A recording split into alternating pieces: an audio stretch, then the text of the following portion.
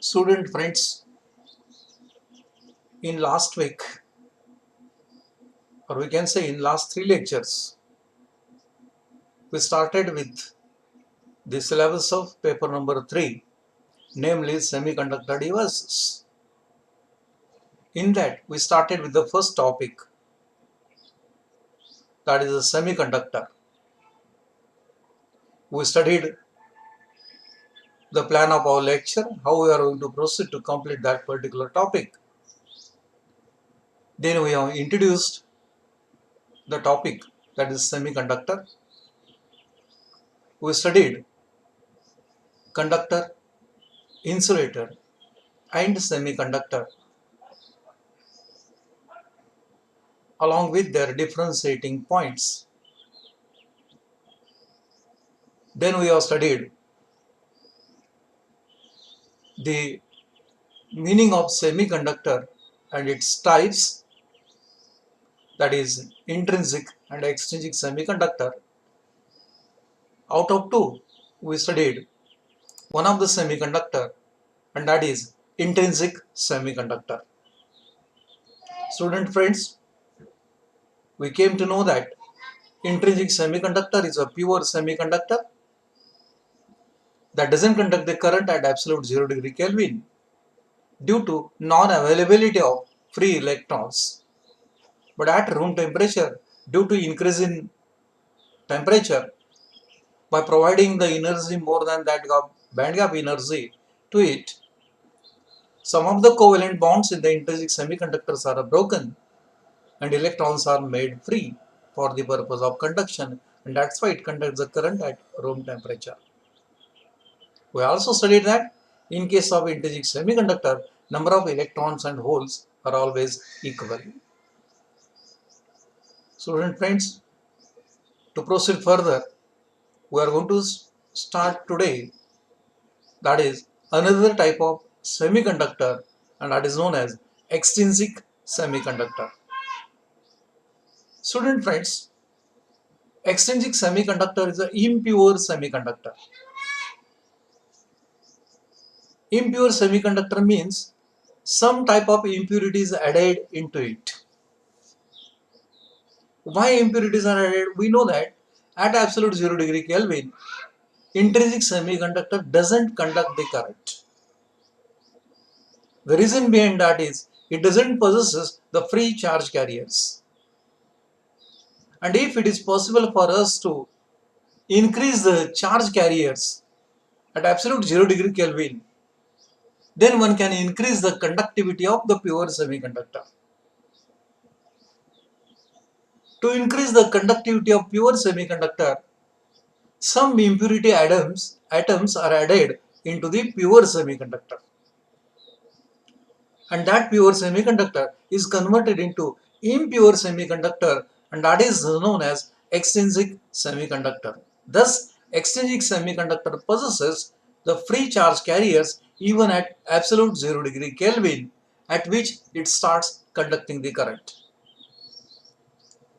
The process of adding impurity into the pure semiconductor to increase the charge carriers is known as doping. Student, please do remember all these things.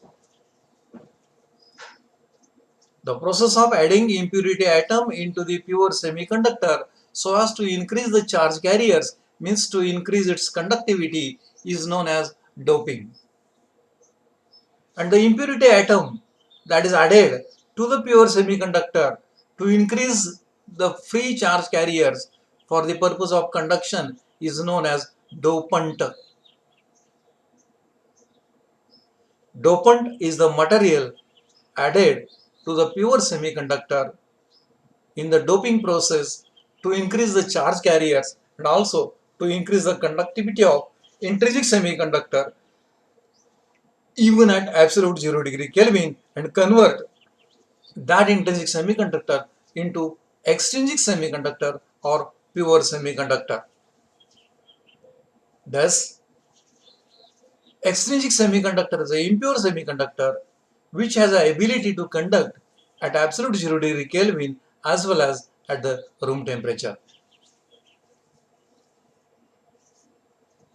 We are well aware that intrinsic semiconductors are the fourth group elements, that is the pure semiconductors, whose valence is 4. For example, carbon, silicon, germanium. That doesn't contain any impurity atom. Already studied that.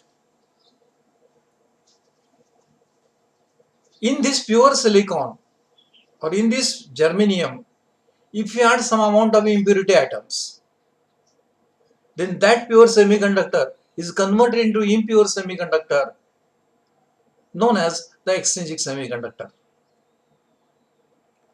By adding, by doping the material into pure semiconductor, that is a silicon crystal, either one can increase the number of electrons for the conduction or one can increase the number of holes for the conduction. If suppose by adding the dopant into the pure semiconductor, number of electrons are increased, which are more than that of number of holes, that is electrons have got a negative charge and negative charges are more. If such a type of the dopant is added, then that type of semiconductor we can call it as it is N type of semiconductor. And if dopant is added into the pure semiconductor in such a way that by adding that dopant, number of holes are increased, means positive charge carriers are increased, then that type of semiconductors are called as P type of semiconductor. Dear students, thus we can classify extrinsic semiconductor into two types. One is the N type of semiconductor that contains electrons as a majority charge carriers. Number of electrons are more here for the conduction. Charge of electron is negative and that's why it is called as N type of semiconductor. Second one is P type of semiconductor. It is a type of semiconductor which have the majority charge carriers, holes, and holes is the absence of electron. Absence of electron indicates presence of hole having the positive charge, and that's why that type of semiconductor we can call it as it is P type of semiconductor. In short, we can say extrinsic semiconductors are classified into two types. One is N type of semiconductor and second one is P type of semiconductor. Student friends, let us go details regarding the N type of semiconductor. N type of semiconductor is a semiconductor. It is an impure semiconductor in which the dopant is added in such a way that number of electrons produced are more at absolute 0 degree Kelvin, so that it is capable to conduct the current with the help of the free electrons, that is negatively charged carriers, at absolute 0 degree Kelvin, also at room temperature. Such a type of the semiconductor we can call it as it is an N type of semiconductor. N type of semiconductor has got a majority charge carriers electrons and minority charge carriers as a holes. To produce N type of semiconductor, let me consider pure semiconductor, that is a silicon crystal, which I already studied it.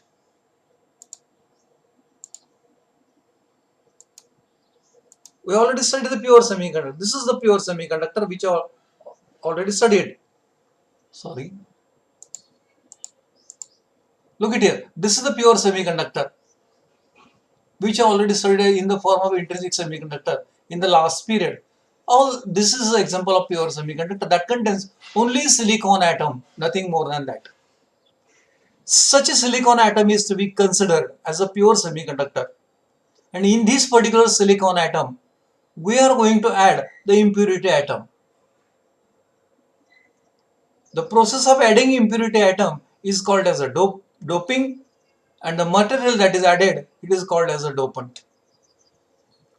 Student friends, we are discussing with the now extrinsic N type of semiconductor, and to prepare that, let me consider such a pure semiconductor as a silicon crystal containing silicon atoms only.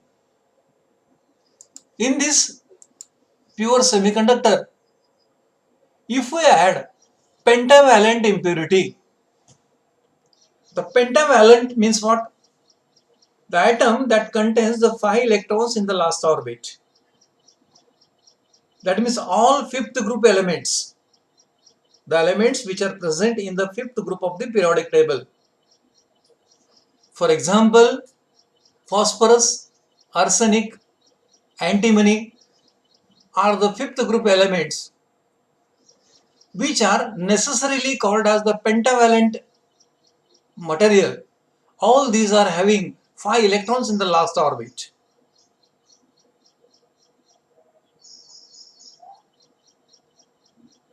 Dear students, out of these three, any one of the material is going to act as an impurity material which is to be added into the pure semiconductor, that is in the silicon crystal. Let me consider phosphorus is the material which we are interested to add into it. This phosphorus has got an atomic number 15. As per electronic configurations for which we are well aware, the first orbit of the phosphorus contains the 2 electrons, second orbit contains the 8 electrons, and last orbit of the phosphorus atom contains 5 electrons. Hence the valency of the phosphorus atom is 5. That is represented here. Look at here. This is the phosphorus atom.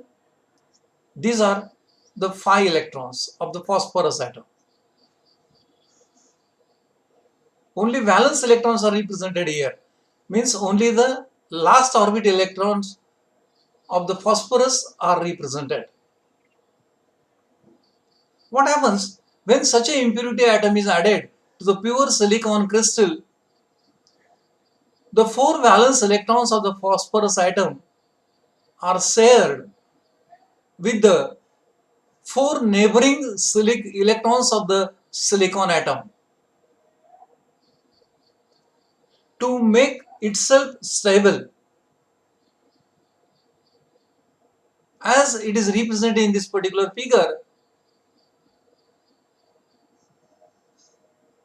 these 4 electrons of the phosphorus atoms are shared with the 4 outermost electrons of 4 silicon atom in the crystal. Whereas the 5th electrons of the phosphorus atom doesn't have the sharing electrons of the silicon atom. This is because phosphorus now becomes stable by sharing its 4 electrons, and it has excess of 1 electron. And this excess of 1 electrons will free in this particular crystal, and it is capable to move anywhere within the crystal. These electrons will be donated by the phosphorus atom to the silicon structure, and that's why the phosphorus atom here it is called as donor atom. As it is a material added into the pure silicon crystal, it is called as a donor impurity atom because it donates 1 electron to the silicon crystal, and that is the free electrons, and these free electrons will be generated even at absolute 0 degree Kelvin.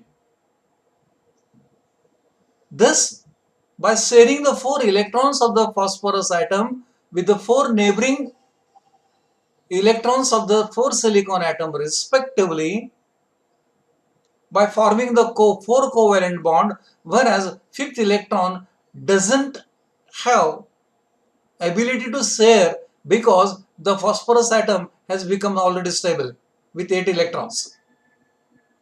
Means its own 4 electrons and neighboring atoms, silicon atoms 4 electrons.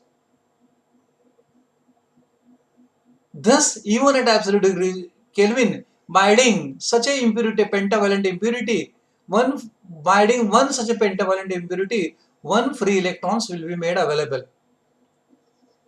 If you add such a number of impurity atoms into the pure silicon structure, number of free electrons are made available even at absolute 0 degree Kelvin.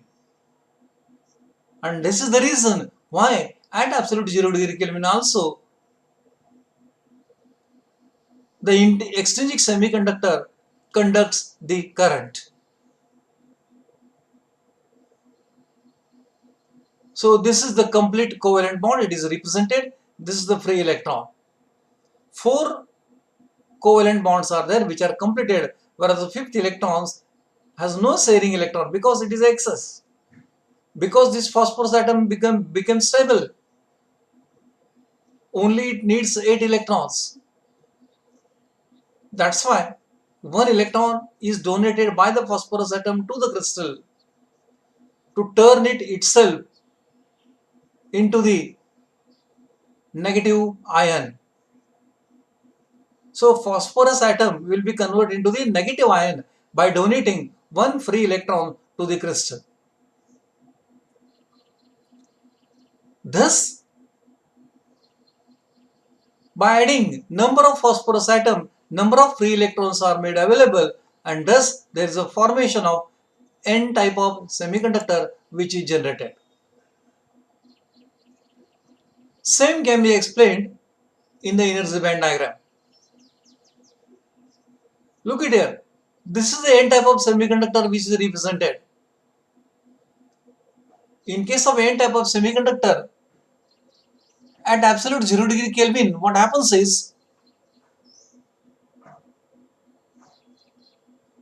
the electrons which are made free, they come together and forms the energy level just below the conduction band. That energy level is known as a donor energy level. All these donated electrons forms the energy level well below the conduction band.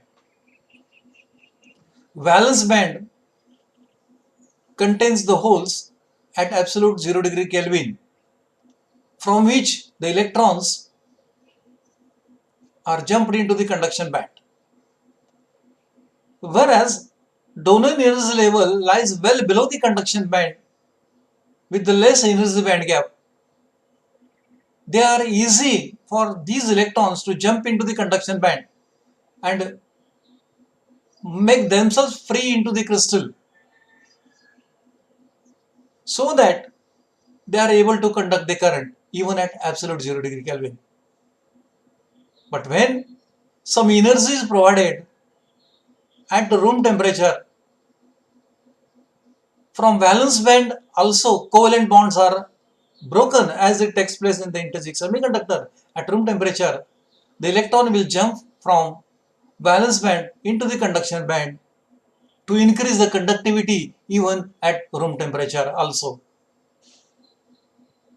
Thus, in case of N type of semiconductor, donor energy will be located just below the conduction band. By providing some energy at room temperature, electrons from valence band, by breaking the covalent bond, will jump into the conduction band. They also make free, and at room temperature, conductivity of intrinsic semiconductor, N type of semiconductor, further increase. Thus, with donation of one electron, it will be converted into its negative ion. Friends,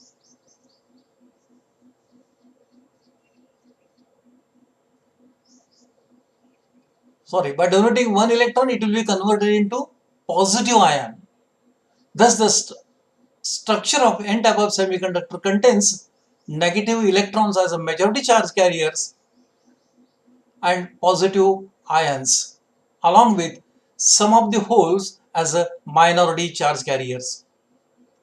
The structure of N type of semiconductor is represented in this particular diagram.